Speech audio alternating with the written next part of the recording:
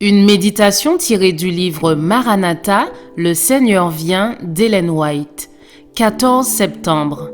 Un temps d'angoisse sans pareil.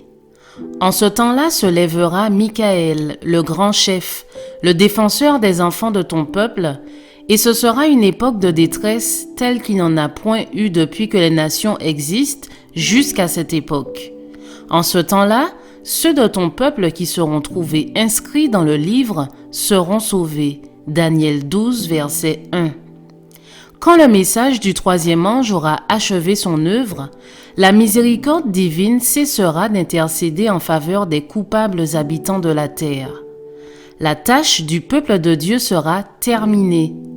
Il a reçu la pluie de l'arrière-saison, les temps de rafraîchissement sont venus de la part du Seigneur. Il est prêt à affronter l'heure de l'épreuve qui l'attend. Les anges s'affairent entre le ciel et la terre.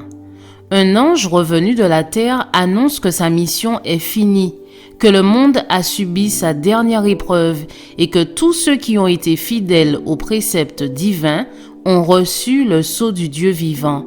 Apocalypse 7, verset 2. Alors Jésus, dans le sanctuaire céleste, cesse son intercession, lève les mains et s'écrie d'une voix forte, « C'en est fait ». Apocalypse 16, verset 18. Au moment où il quittera le sanctuaire, les habitants de la terre seront plongés dans les ténèbres.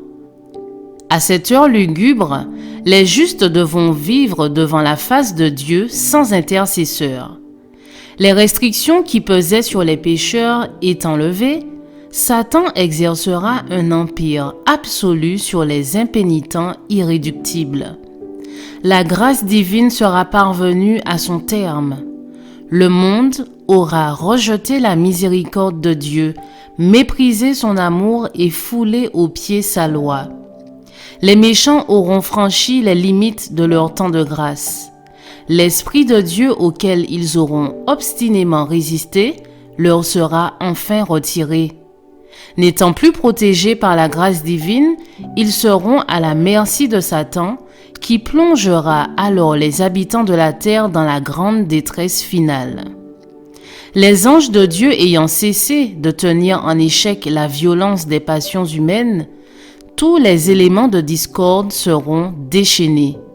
Le monde entier passera par une catastrophe plus redoutable que celle dans laquelle périt l'ancienne Jérusalem. Ceux-là seulement dont les mains seront pures et les cœurs droits pourront supporter ce temps d'épreuve.